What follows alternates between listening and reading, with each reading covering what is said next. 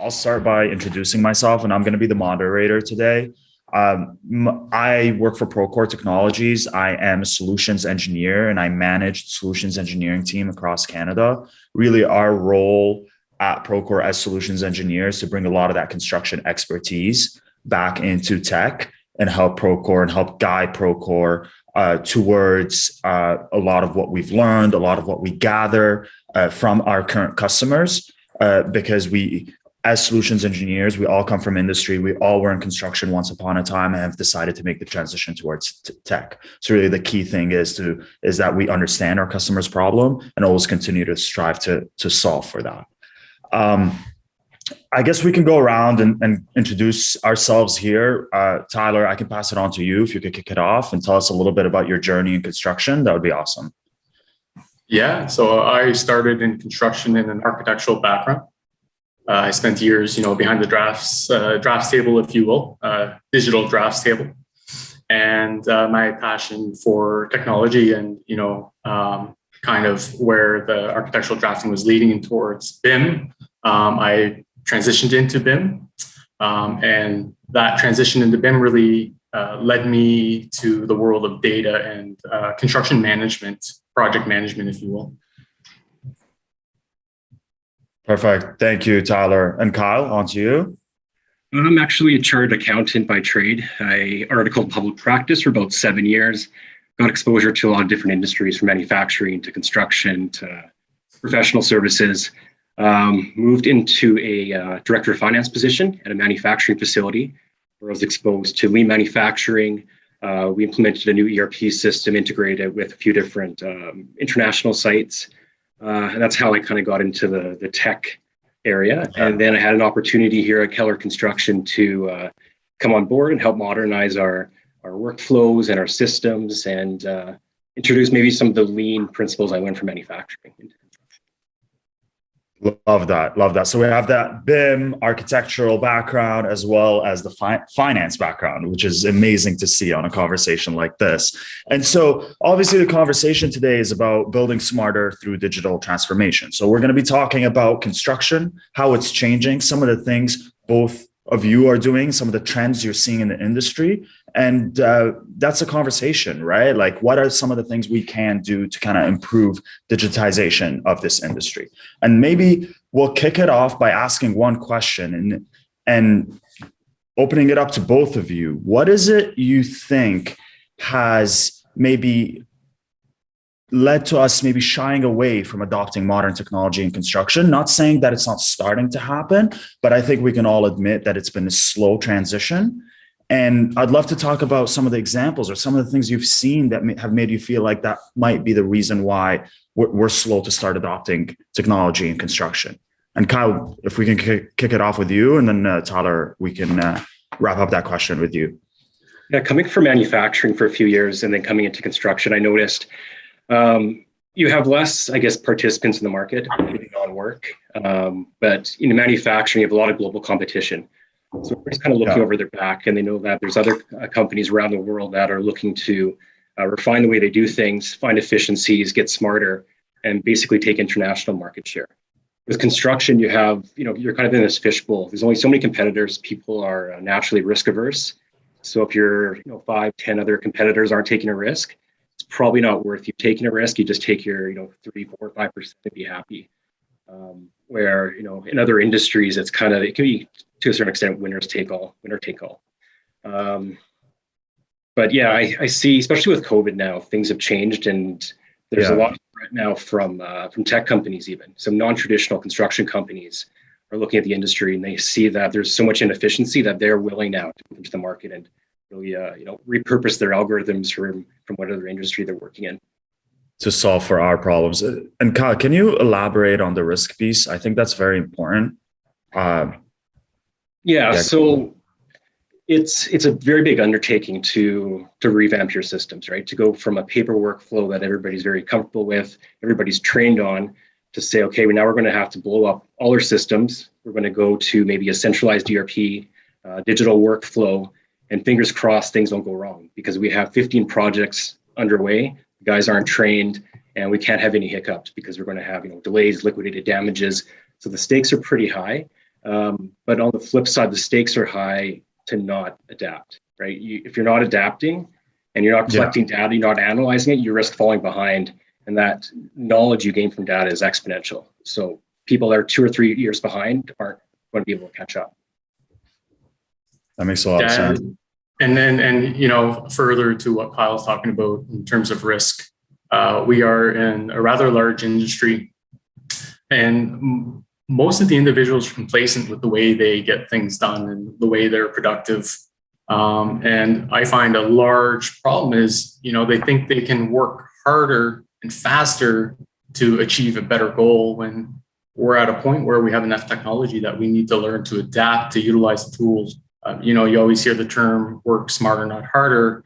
We're at a point where it needs to start to happen. Otherwise, as Kyle said, people are going to start to fall behind.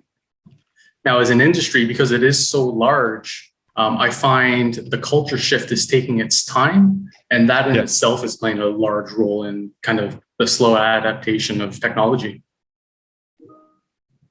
Yeah, no, that's true. That makes a lot of sense. So, Tyler, on that note, run me through a little bit, maybe the first few times you made the decision for your business to start investing in technology. What was the reason behind that? At the time, did you just want to be innovative? Did you try to be competitive, like Kyle was saying? Or was it just to solve a specific problem that you felt like you needed technology? I think originally it started off as kind of trying to fight those little problems and solve the issues, regardless of where it was within our organization. And as you start to kind of go down that pipeline, if you will, you're really exposed to a larger fundamental issue within the industry. And it turned into not just trying to rectify those small processes, but as a collective whole, how can we start to change our organization and change that culture to move into a direction where we can adapt to changes, and we understand that there might be a bit of a learning curve, if you will, at the beginning, but we can now prove there's value in shifting the culture and shifting the organization in a way that's tech friendly, and you start to reap the benefits over time. And the benefits even get better and better and better as you start to implement these technologies and the processes. Got it.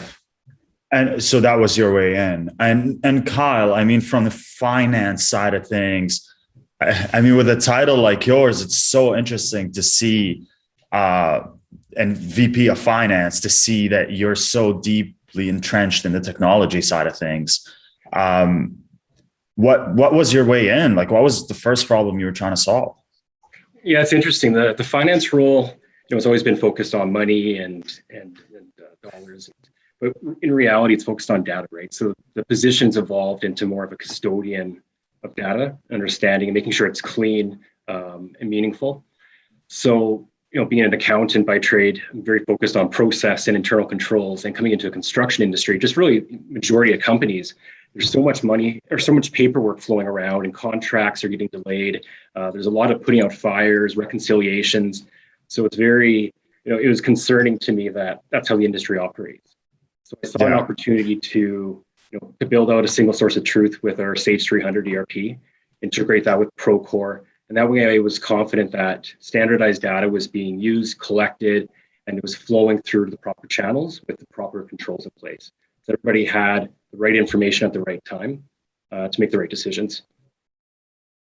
And I think it also for us at Keller, it gives a lot more confidence to our clients. We work with some very large public companies, and this is the way they're going. They need transparency. They need clean data. And, it's embarrassing to go back to say, oh, no, this was an error or this change order was wrong.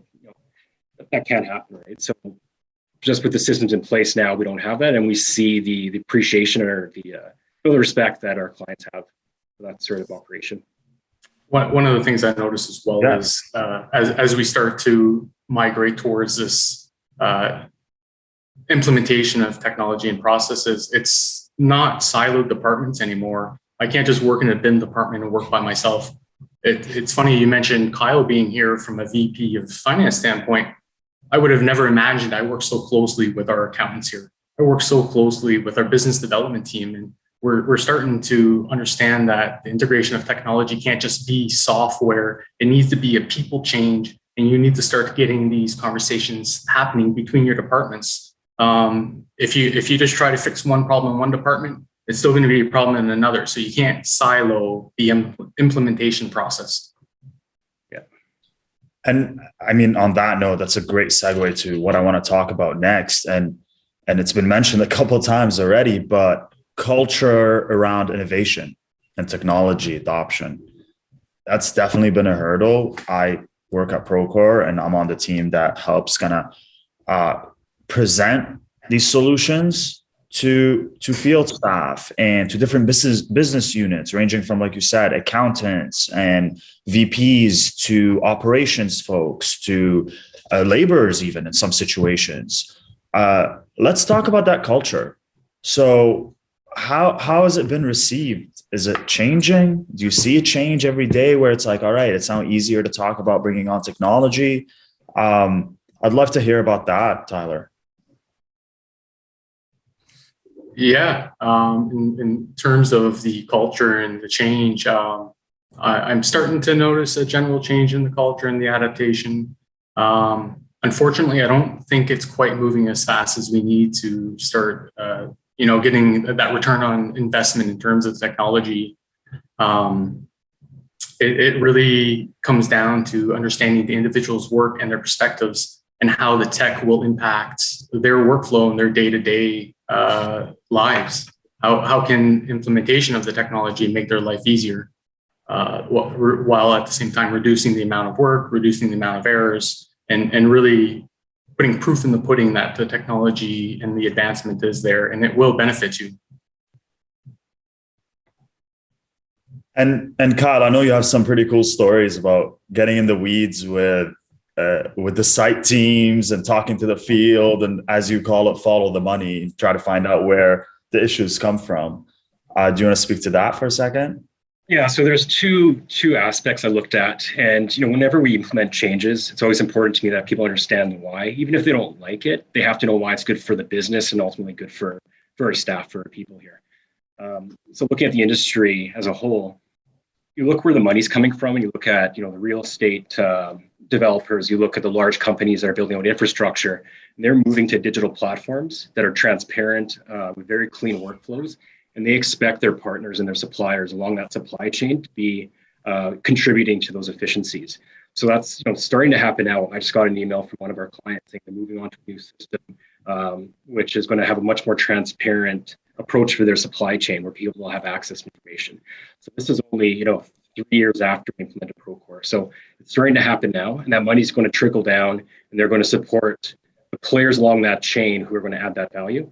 And then from the other aspect, looking at the end users, the systems are only as good as the users have to enjoy using it, and they have to, it has to be good at collecting data and information. If you have a system that's not good at doing that, the information that you're going to get and the data that you're going to get isn't going to be very meaningful, because people are just going to fight it. So, explaining this is why it's important to the business, and then also looking at how do we make your job as easy as possible, especially from the administrative side. So how do we reduce the risk of errors? How do we automate things? How do we automatically track weather in your daily logs? You're not searching on the weather service and manually typing it in. And just trying to find ways to make their life easier so they can focus on the aspects of their job that they really enjoy. And then at the same time, the data coming back to the office is very clean and reliable, and then makes us, gives us insights into how to improve our operations even more. Yeah. And on that note, I mean, I've seen hundreds of companies trying to implement technology, and without a doubt, the factor I think that impacts that implementation the most and the success of that implementation is whether or not the teams are aligned, and whether or not there's executive sponsorship, whether or not the leaders at that business believe in it and think that this is going to have an impact and are able to relay that message, just like you said, Kyle, and explain to the team why we're doing this and the effects and the results that are going to come from it. When that happens, the culture, the adoption of people wanting to use it changes drastically. Yeah, and another thing too is, it's not just for the benefit of us, as a company, it's also for the benefit of the individuals, saying like, this is coming, you need to learn this skill set, and you're going to be much more marketable in the market. Because as more and more companies adopt this sort of way of doing things, maybe there's only 20% of people in the workforce that can do this, and you're going to be at the top of the list for that job. Okay. So let's switch gears there for a sec. Go ahead, Tyler. No, I was just going to mention, you talk about getting certain individuals buy-in. I really noticed a large shift in focus and culture buy-in in our organization when we started having those meetings. It wasn't just, I'm going to front the bill for this, but the people who are fronting the bill start coming into our implementation process meetings and really understand what we're trying to do. Because you can't just buy technology and throw it at a problem and expect it to fix it. You have to understand that there's going to be your day-to-day activities and the way you do things day to day are going to change. And you can't always expect the technology to fluctuate to fix your organization's process. Sometimes you have to change your organization's process. And that's the headache that you typically get with the implementation of technology. That's a very good point. And what I was going to say is I like that comment around being more marketable and kind of learning a new skill almost. So do you both, is this coming up on interviews? Are there new hires who, or maybe even people who have been in the business for a long time who, when they're speaking to your company, ask questions around, hey, what technology do you have in place that might make my day-to-day easier? I don't want to take a job where everything's manual, where it takes me 3 times as long to do the work. Is that stuff that's coming up? Yeah, it is for us. We definitely, the labor market's tight, but if we have somebody with a resume that says they have experience with Procore or using other tech on site, they're definitely go to the top of the pile, because we know they also have the capacity to evolve with the business as things change. And this isn't going to be a very static change where, okay, now we're digital. It's going to be constantly evolving, and we need individuals that can embrace that and actually want to contribute to that environment. And it's not just us, saying here, this is what you're using now. It's, do you have any feedback or do you have any suggestions? And if you want to try out a new app, then let's try it on your site and see how that goes. So I think there's a sense of ownership and a culture of everybody's just trying to build the company and improve our processes, and everybody can contribute. And if it doesn't work, tell us it doesn't work and we'll drop it. We're not going to force you to do something that doesn't make sense. Okay. Yeah, and from the other end of the spectrum, I noticed a lot of people are looking for places to go work at that are ahead of the game and have implemented technologies. They don't want to go work where you have more of an archaic method. They too want to be at the front of the line. So Kyle's right. We want to bring people on board who are going to be part of the culture change and part of the process. At the same time, they're only going to be looking for places that have already started to adapt. So you need to be ready to, to really hammer down and really get your key star employees. You got to be ready to acquire them. Yeah. So, it's awesome to see that shift. It's awesome to see that people are looking for that. Thinking back to my construction days, there were times where I was doing things that are so manual that took me so long to get done that could have been easily automated. I feel like we've talked a lot about our teams, our kind of internal business, and what that culture looks like. I do want to kind of take a step back and look at construction as a whole and technology. So you're both implementing tech on your projects. You're both implementing tech on your projects and throughout your business. But how is that affecting external collaborators? So Kyle, you've already mentioned a couple of times now how your client is doing new things. Your client seems to like seeing the data coming from you, but we all know in construction, there are so many different collaborators. So if you're the GC, you have the subcontractor, you have the engineers, the architects, the designers, the clients.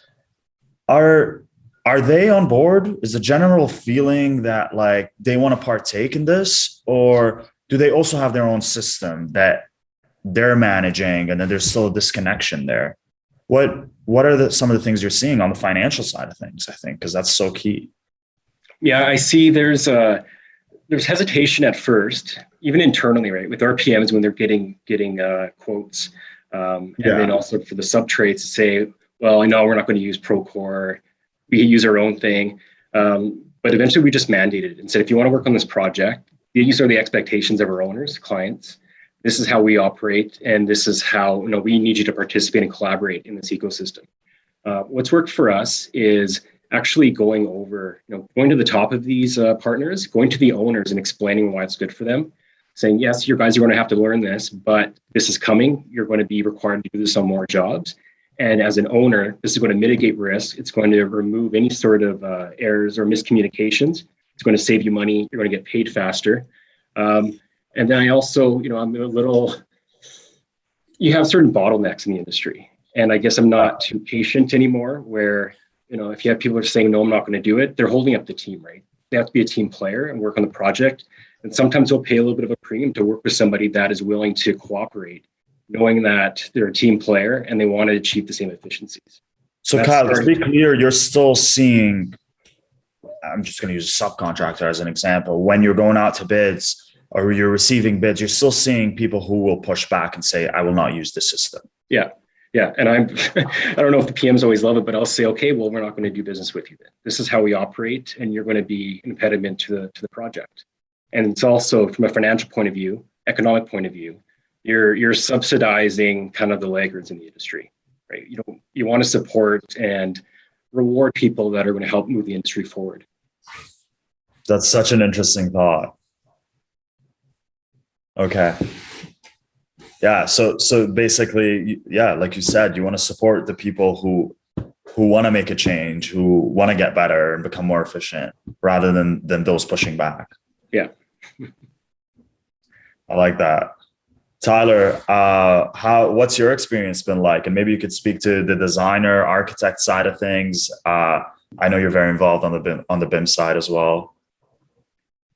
Yeah, I've hit a few hurdles along the way trying to implement these processes, and typically buy-in from the consultants in terms of, let's say, BIM management or even our fabrication teams and their subtrades.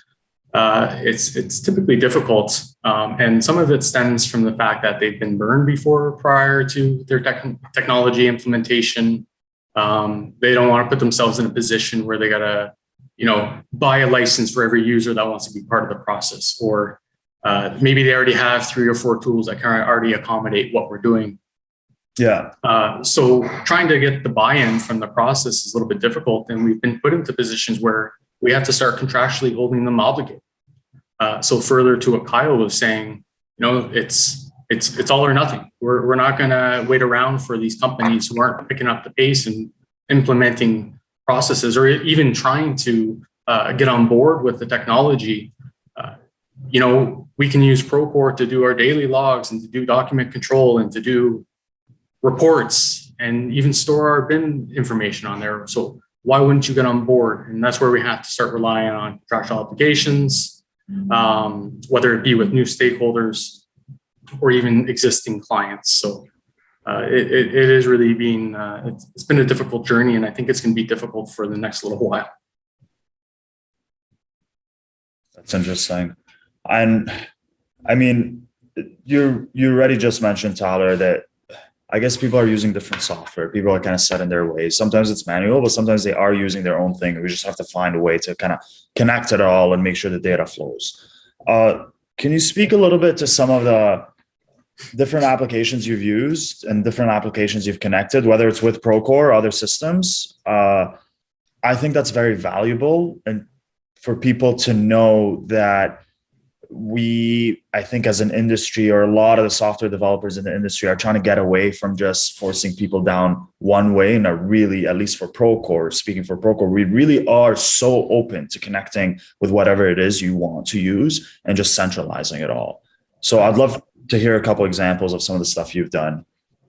Yeah, if you looked at the way Matheson Constructors was organized about 5 years ago, we've really amalgamated a lot of those apps we used to use, whether it was, Raken for daily logs, and then someone would have to jump into Viewpoint to do their budget management. Then they'd have to go to Excel sheets to do progress billing. By being able to blend all of these into one platform, or to start to single source our data generation, you start to take away those headaches of having to teach people logins and passwords. We've got Procore connected to Active Directory. So even management of your users is so much more simpler. And this conversation could start going into security and data management.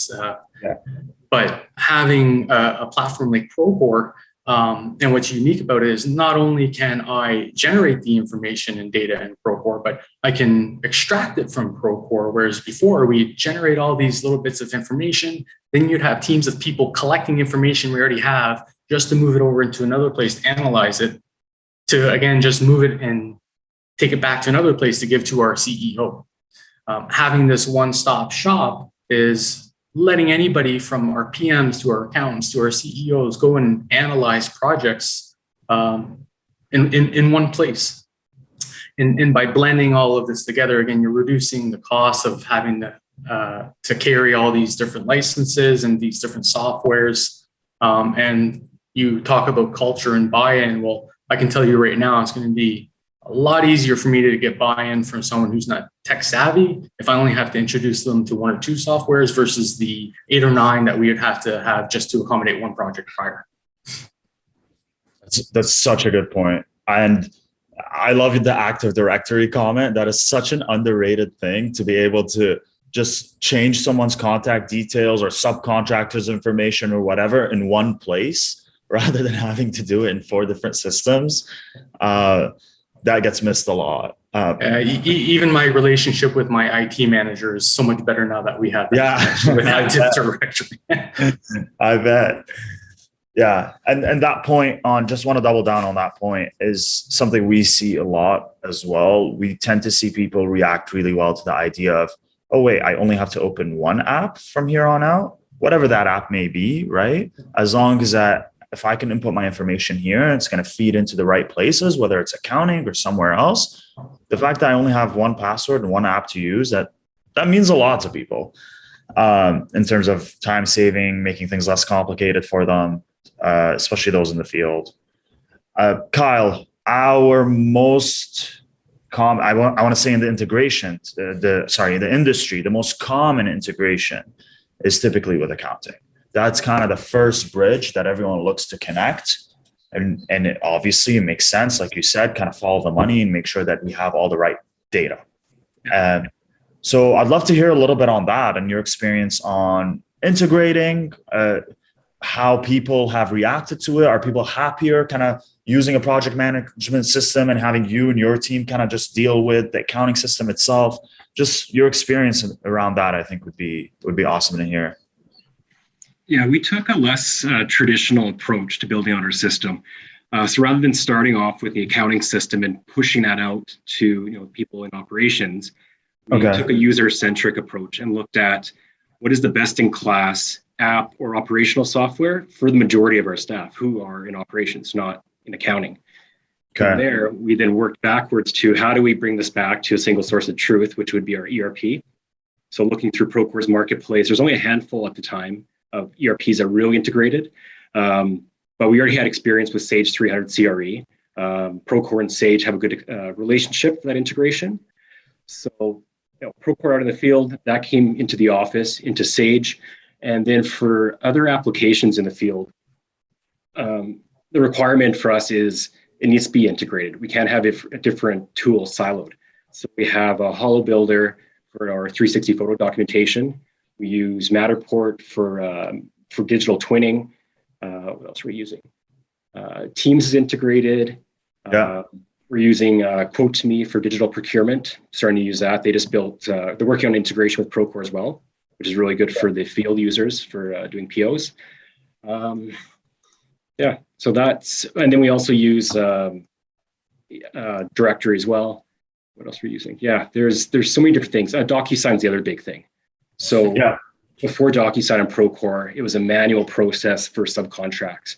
And they're going back and forth, and you'd courier them over, and it'd come back marked up, and somebody have to go through 100 pages and see if somebody snuck in on you. And it would go back and forth for a month, and then the job's done. You're like, well, what's the point of that? So, you go to DocuSign, and we went from maybe 20 days to process, and we're turning around contracts at 2 or 3 days, about 4,000 a year. So, whenever a new tool comes out that can improve the way we do things, we swap it in try it out, hold on to it, and then if something better comes up, then we swap that one instead. Yeah, go ahead, Tyler. Yeah, I was going to say that's one of the things I really appreciate is the ability to, as new tools come out, as Kyle said, swap it in, and the integrations there available with Procore.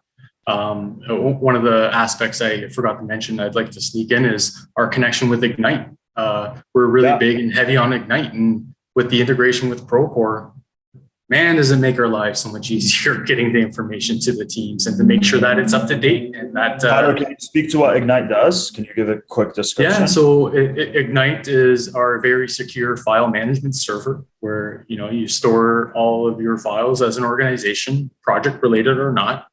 And Procore was an opportunity for us to start creating change management and project management. Well, blending these two systems together is really starting to create your ideal single source solution. So again, having that integration and knowing that my project team can open up Procore and look at the documents tool and know that it's the exact same thing that's on my backend file server at the office, it lets me sleep at night. So it's something that probably couldn't live without now. Got it. And so you both mentioned, I think you were both saying tools that keep coming up, or as a new tool comes up, we look at it. Do we want it? Does it integrate? I think like without a doubt, and it's amazing to see that there's so many new kind of tools that are continuously coming up in construction. I kid you not, like not even 2 years ago, it wasn't at this pace. I feel like every little bit I run into a new company that's doing something awesome in construction. And I love seeing that. And it's amazing that we have companies who are always on the lookout for that and are supporting that, because that's how this keeps happening, right? And that's how we continue to innovate. But is there a specific way you kind of keep track of that? Like, I mean, for everybody on the call that maybe hasn't really explored too much technology in construction, are there any sorry to put you on the spot here, but are there any specific ways you kind of keep track of construction tech in general? We start off, so we have Procore as our kind of construction platform, as the ecosystem. Right. And then just periodically, I'll go through the marketplace in there to look at all the different apps that are available Right. for Procore. So, yeah. For plugin. And then, or understand certain aspects of the business where, we could automate this, or it'd be cool if we could do this. Look up that category in the market app place. Love that. And then do some research online. Look at Capterra or some other sites, even Reddit, right? Try to figure out what people are saying about it, especially end users, not just CFOs saying, "Oh, I bought this and it's really good." Try to dig up dirt in Reddit and find people complaining about it. And if you can't, then it's probably worth trying. And that's the nice thing with software as a service is you're not paying a fortune up front, and now you're kind of handcuffed to it financially. You can pay for it monthly or once a year. And then at the end of the year, if you're not satisfied, if the company's not progressing quickly enough or evolving, then you can move on to a better solution. Got it. Yeah, one of the things I find now is, I get these day-to-day calls from various software development companies, software as a service, and I do give them the opportunity to give their take on what they can do for us as an organization. But one of the questions I ask all of these callers now is, what's your implementation time with Procore, and is there going to be an integration? Yeah. And that's a key decision in some of these third-party softwares I use now is I want to know that you're going to play ball with Procore, and I'm going to have an opportunity to take that data and to manipulate it and to track it in a way that's going to make my organization good. If you're going to say that you're a software or a process that's going to be completely outside and siloed from everything else that we've done, I'm sorry, but just like the other individuals who aren't, staying up with technology, but you're not going to be a team player. So I'm going to have to look elsewhere and continue to single source my data generation, my data. Got it. Yeah. And so for those who don't know, and this is a shameless plug, this was not my intention with this question, but the Procore Marketplace is actually where we store all the apps we integrate with. It's just marketplace.procore.com. And even if you don't use Procore, it's a great place to jump in and kind of see all the construction technology apps that are out there. And it's kind of mind-blowing how many there are. I also am on LinkedIn a lot, and I always see these new companies kind of come up, posting webinars, kind of like this one and things like that. I just actually love seeing that shift and that change in the industry. Yeah, it's a really great incubator for technology, because now you can develop for a platform that has millions of users. You're not you're not building an app and fingers crossed you can recruit 100 people to try it out. It's like, if you can make this a decent app and you can solve a problem, you can just have like a turnkey 1 million customers. Yeah. And then you're going to constantly have that. Yeah. Yeah, exactly. It's very true.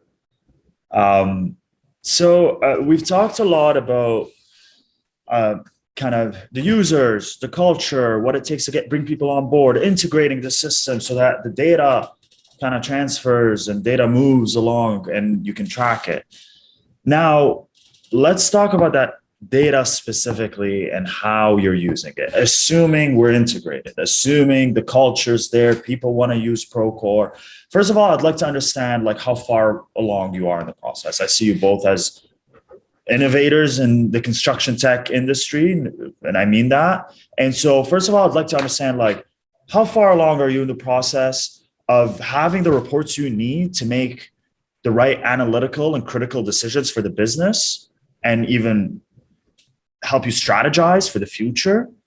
And also, if you are at that stage, what are some of the trends and some of the things you're seeing?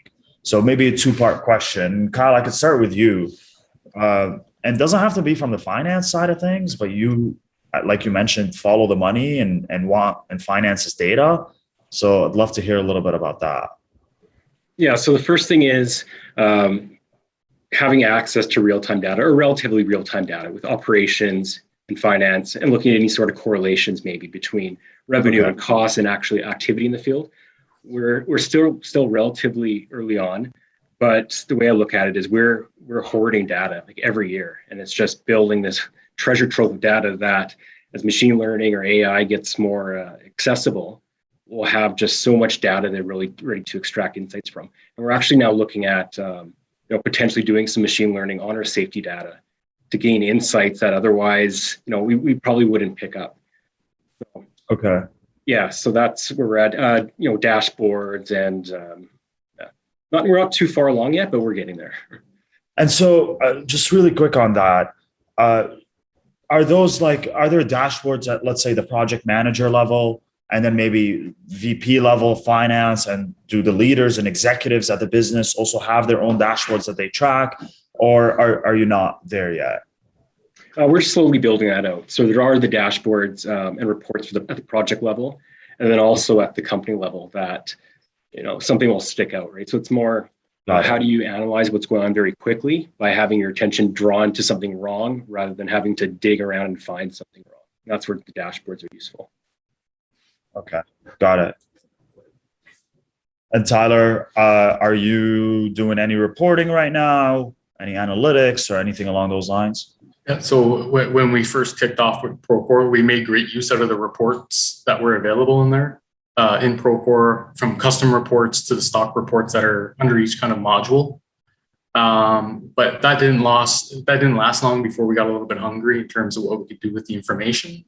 And then I believe it was the beginning of this year, we entered into the kind of Procore data extract world, where we now have direct connection to the back-end data coming out of Procore. Yeah. And we've built so many business intelligence digital dashboards that are being custom tweaked for each kind of individual and department in our organization, whether it be your project report dashboard at a project manager level. We're having all that rolled up into a nice pie chart, pretty color summary for the executives.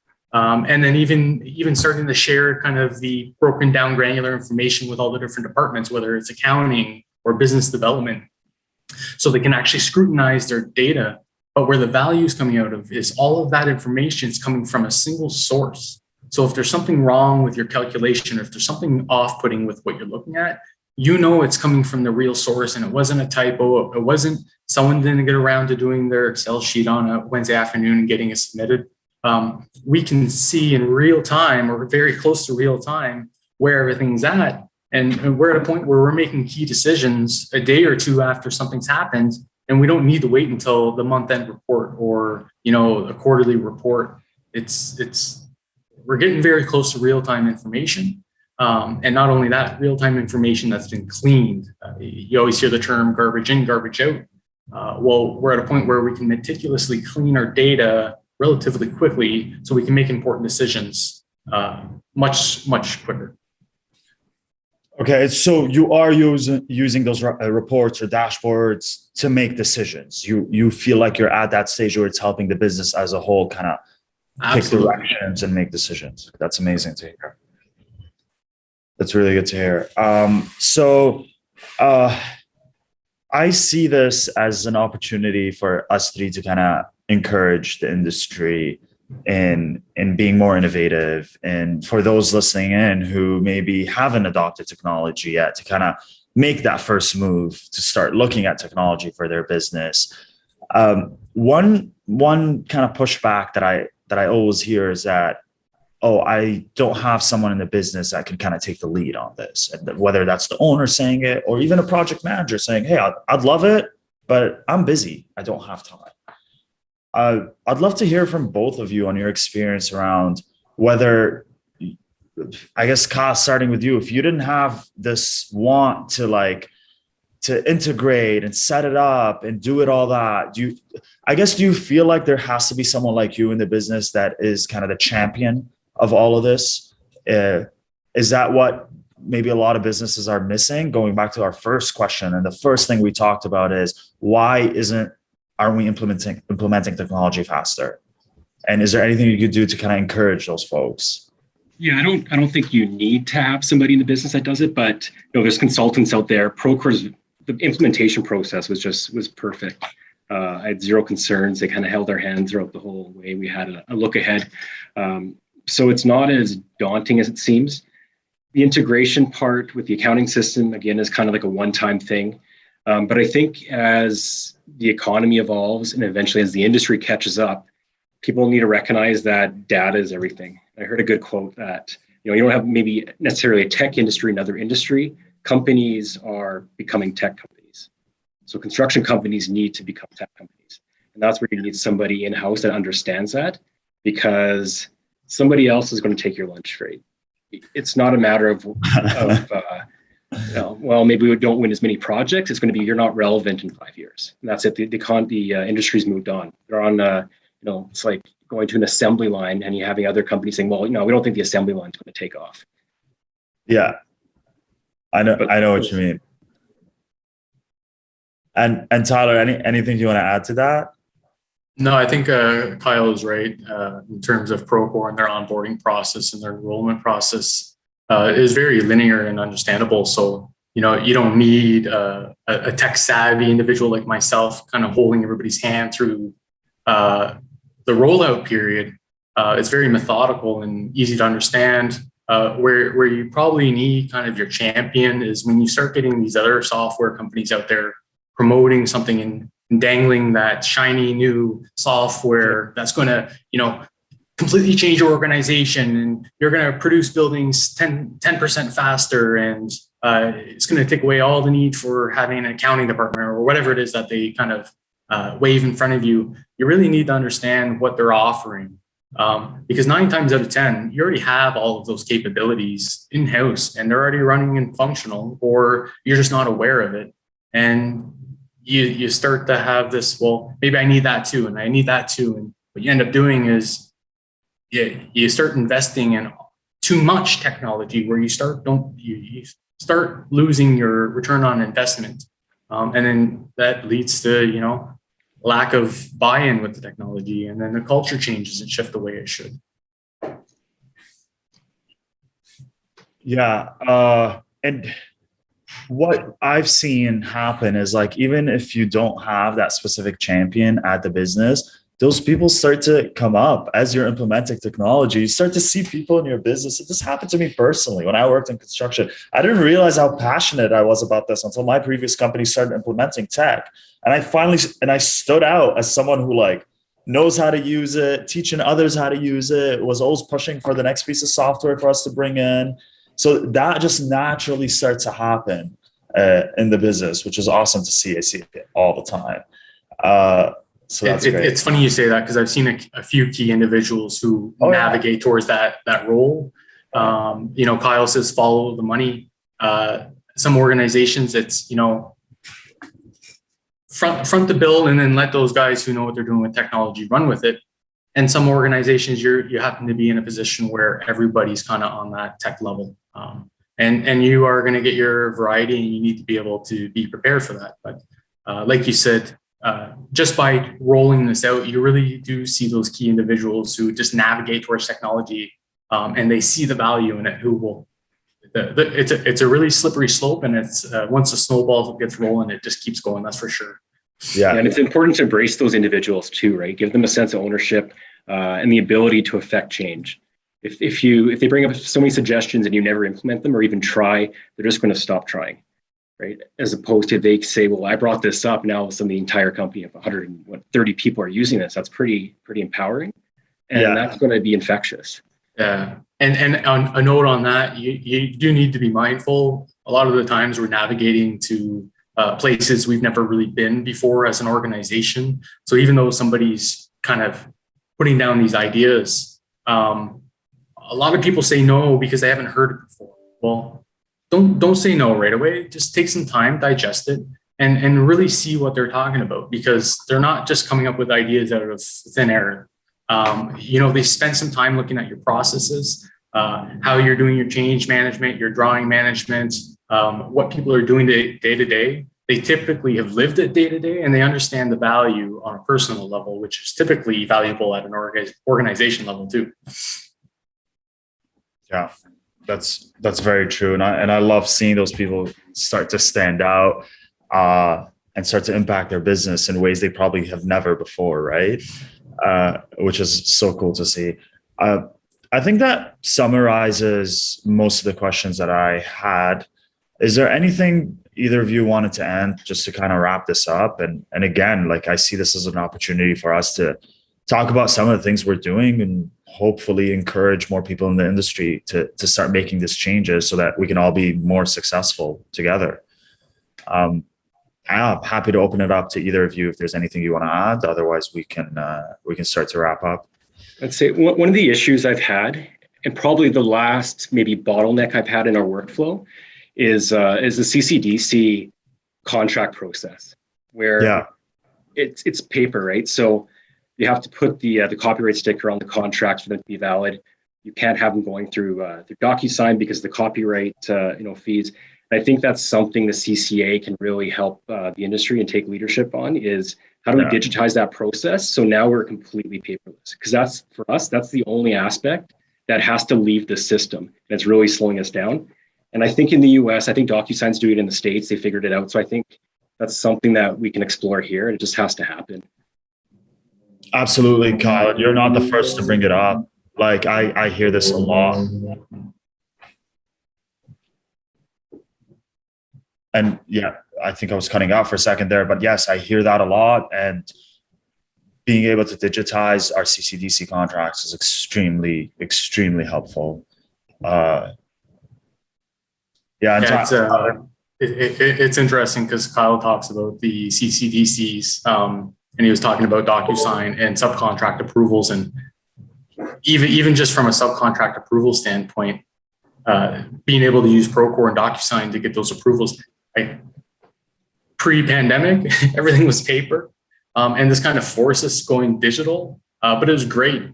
The amount of time we've saved on even the subcontract approval process, and Kyle's mentioning CCDC, those are just little bits of the process that are going to be digitized for approval. Well, this is going to continue to expand into everything. So, and I talked about it a little bit before. If you have a new technology and a new process that's going to be implemented in your organization or your company, don't get your back up.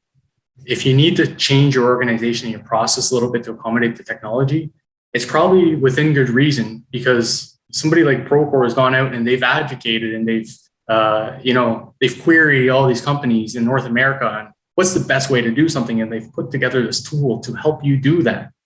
So let the tool do what it's supposed to do. Don't try to change the tool to do something it's not meant to be designed to do. Just like any trade would do with their tools, right? You don't use the wrong tool for the wrong job. So use the tools as intended to be used. That is such a good point, because we see that all the time. And not saying Procore is doing things perfectly. I'm not saying that by any means. We're always striving to get better and find better ways to deal with processes. But we need to all be open to changing processes and being open to listening to how others are doing it and learning from each other, rather than saying, this is the way I've been doing it for 40 years and that's the only way. Because I don't know how many times I've heard that. I've heard that so many times. I've been doing it for 40 years this way and it works and I'm making money and I'm not changing that. Yeah. And so just having an open mind around that could be extremely valuable. And I think like in the big picture, you look outside and basically everything is construction, right? Everything around us in our communities is construction. Especially in Canada, yeah. Yeah, and I think like at the highest level, we owe it to our communities to find efficiencies instead of passing all these inefficiencies and the costs down to cost of housing and the cost of goods because of how much rent is, because construction is just not efficient enough. So if we could reduce the cost of construction by 10%, imagine the impact that would have on our communities, where schools cost less, hospitals cost less, homes cost less. So we have to look at it from that approach. Yeah, that's such a good point. That's such a good point. Yeah, I guess I think that's all we had for the day. This was an awesome conversation. I know I enjoyed it. I hope everyone on here enjoyed it. I think we'll be reposting this a few times, kind of all over LinkedIn, and hopefully we get more people to watch this. Thank you both so much for the time. I appreciate the time here, but also very much appreciate everything you're doing for this industry. It's so refreshing to sit down and talk with the likes of you. So this was awesome. Thank you. No problem. And that goes both ways, because as we're all aware, this needs to be tackled from quite a few different perspectives, whether it's from Kyle's perspective, my BIM perspective, or your perspective as well. So appreciate that. Thank you. All right, guys, take care. Thank you. Thanks a lot. Take care.